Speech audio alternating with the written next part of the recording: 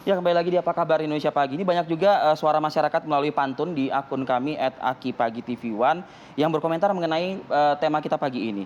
Ini dari Ayu Sulini, berolahraga di hari Kamis sama saudara.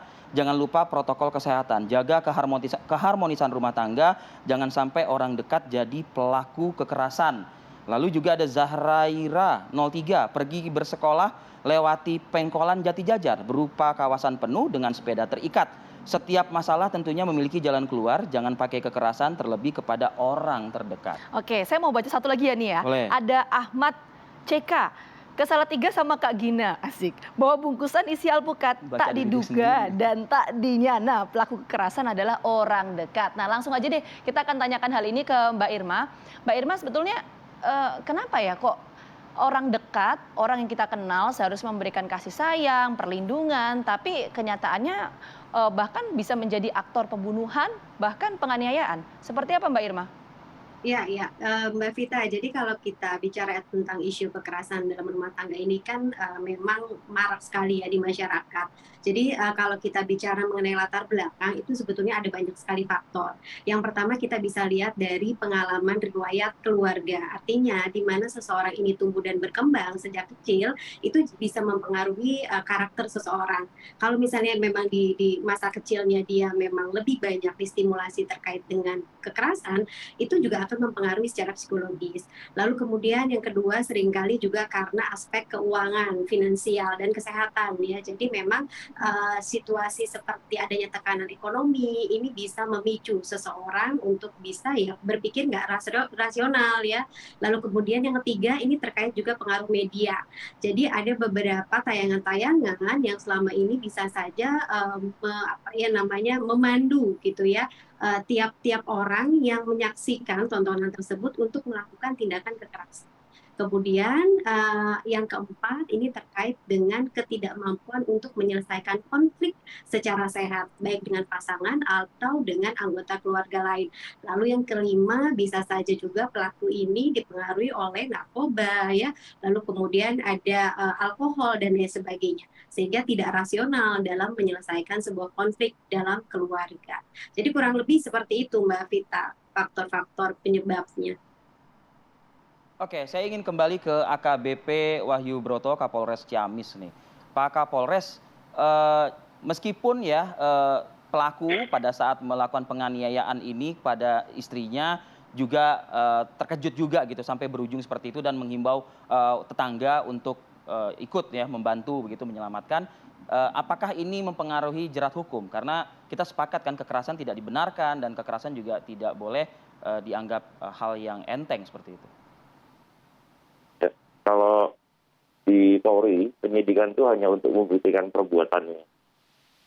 Sedangkan untuk niat dan sebagainya juga akan tertuang dalam penyidikan. Mempengaruhi atau tidak itu nanti bukan di Polri, namun dari kewenangan hakim untuk melihat bagaimana sebetulnya proses niat ini terjadi. Karena secara pribadi kita juga meyakini bahwa niat untuk membunuhnya tidak ada. Niat untuk penganiayaan juga nanti akan tertuang dalam penyidikan seperti apa. Yang pasti polisi membuktikan perbuatan ini hubungan antara dan menyatakan terang tidak pidananya itu terjadi. Untuk ancaman pidananya, Pak Kapolres? Ancaman pidananya ada di 7 tahun. Pasal yang diperkarakan itu 351 ayat 3 KUHP. Mungkin dari Pak Kapolres ada himbauan buat masyarakat seluruh Indonesia ya. Apalagi hal-hal sepele ya Pak Kapolres bisa memicu berujungnya kita di penjara begitu. Apa himbauan dari pihak penegak hukum dalam hal ini? Terus himbauan kami adalah upayakan, utamakan untuk menahan diri. Seperti contoh, kita ini sudah dilatih pandemi 1,5 tahun, kita bisa menahan diri. Sekarang kita juga sudah mulai turun. Nah, intinya kalau kita bisa menahan diri, kita bisa berpikir jernih, semua kita bisa bicarakan, saya kira itu bisa meminimalisir adanya tindak pidana yang terjadi. Jadi negara kita musyawarah mufakat, gitu. Semua itu insya Allah bisa dibicarakan, apalagi kehidupan dekat suami dengan istri, apabila memang ada sesuatu hal yang kurang pas, saya kira juga bisa bicara dengan orang terdekat, misalkan dengan keluarga istri dan sebagainya. Jadi tidak perlu dengan kekerasan. Baik. Oke, baik. Terima kasih Pak Kapolres atas waktunya sudah berbagi informasi bersama kami di Apa Kabar Indonesia Ya, Pagi. sama-sama. Semoga sehat selalu Pak Kapolres. Saya mau lanjut ke Mbak Irma.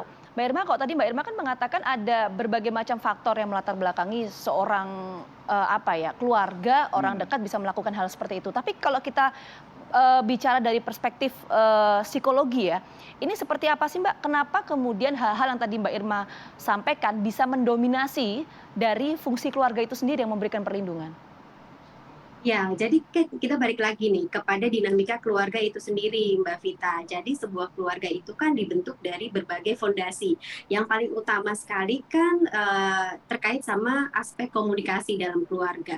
Apakah keluarga ini memang terbiasa dalam mengkomunikasikan apa yang ada dalam pikiran atau perasaannya secara persuasif. Lalu kemudian apakah setiap pasangan ini atau dalam keluarga ini bisa secara jelas menyampaikan apa yang ingin disampaikan. Kemudian juga clear ya, jadi secara komplit ya, jadi utuh gitu. Jadi ketika ingin mendiskusikan sesuatu itu jelas. Nah, sehingga lawan bicaranya baik itu pasangan maupun anak itu bisa mencerna dengan baik sebetulnya persoalannya tuh seperti apa sih, dan kemudian ya balik lagi bagaimana setiap keluarga ini bisa sama-sama belajar menyelesaikan konflik secara sehat gitu, sehingga tidak menjadikan kekerasan baik secara verbal, kemudian secara emosional, dan juga secara fisik ini sebagai jalan keluar gitu. Dan kalau seseorang memang sudah terpicu atau terprovokasi dengan sesuatu yang kita lihat nih pada kasus ini kan sebetulnya kita anggap kok kayaknya ini remeh banget ya sebenarnya, tapi mungkin sebelum-sebelumnya ada banyak hal yang sebenarnya sudah terjadi dan tidak terselesaikan dengan baik. Nah, pada saat ada suatu pemantik yang kita anggap rasanya itu sebenarnya biasa aja, tapi buat keluarga dan pasangan ini menjadi bom waktu, sehingga ya tadi gitu Kontrol memicu kekerasan komunikasi yang dalam ideal keluarga. yang seperti apa kalau kayak gitu ya Mbak Irma ya?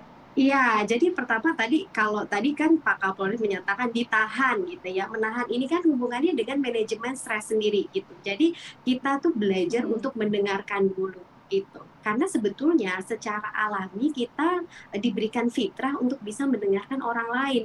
Tapi masalahnya ego kita sebagai individu gitu ya, maksudnya bisa karena kita kepala keluarga atau kemudian misalnya karena kita istri yang lebih sering berada di rumah ya, ini membuat kita menjadi tidak luas menyikapi persoalan dalam keluarga itu sendiri.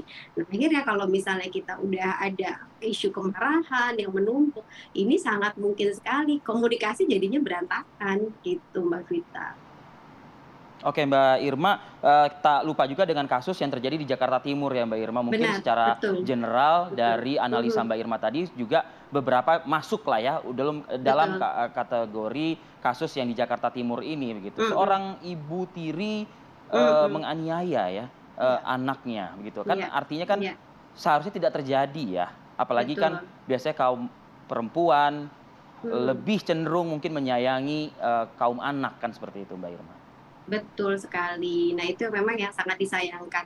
Tapi mungkin juga dari awal emotional bonding-nya belum kebentuk dengan baik ya. Artinya kan ini memang anak sambung ya. Jadi memang sebuah keluarga yang dari awalnya ini dipersatukan dari dua keluarga yang berbeda, kemudian disatukan. Ini kan persoalannya adalah seberapa secure anak itu dan seberapa secure ibu atau suami itu berada dalam keluarga ini. Nah, memang di situ fungsinya untuk melekatkan emosi setiap anggota keluarga. Nah, ini yang jadi fondasi awal ya, bagaimana sebuah keluarga itu bisa terikat dengan utuh gitu. Itu Mas Ari. Kalau dalam sebuah semacam kayak ini kita bukan bicara nasihat pernikahan lah ya mungkin ya, tapi Betul. untuk memulai suatu langkah hidup baru. Apakah memang yang dikedepankan hanya hubungan antara calon suami dan calon istri, atau jika mana memang ada anak yang dibawa dan akan disambung dengan pasangan berikutnya, juga harus dikedepankan hal tersebut. Tidak hanya kita sebagai pasangan, tapi anak kita juga harus dikenalkan dan didekatkan terlebih dahulu sebelum pernikahan tersebut berlangsung. Pasti sekali Mas Arief. Karena kalau kita bicara mengenai institusi atau rumah tangga gitu ya, jadi ketika kita siap menikah, kita juga siap untuk menyatukan dua keluarga. Artinya apakah ini keluarga besar atau keluarga sambung. Dan kemudian di situ semua anggota keluarga, apalagi ini adalah keluarga inti harus dilibatkan. Terutama untuk anak-anak yang memang sudah mampu diajak berkomunikasi.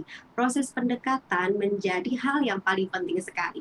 Karena kan mungkin Mas Arief sama Mbak Vita udah kenal dong dengan pepatah yang mengatakan tak kenal maka tak sayang gitu ya. Jadi kalau Ya. misalnya Ya. tidak ada proses pendekatan, perkenalan, ya tentu kan misalnya pihak anak atau misalnya calon pasangan akan meraba-raba gitu. Jadi berkabut istilahnya, dia nggak paham nih Ya. sebetulnya apa yang diminati anak ini, apa yang tidak disukai. Nah, jadi memang PR sama-sama banget untuk setiap pasangan yang ingin menikah kembali untuk kembali mendekatkan dirinya dengan pasangan baru dan terutama juga keluarga yang akan menjadi anggota sambungnya.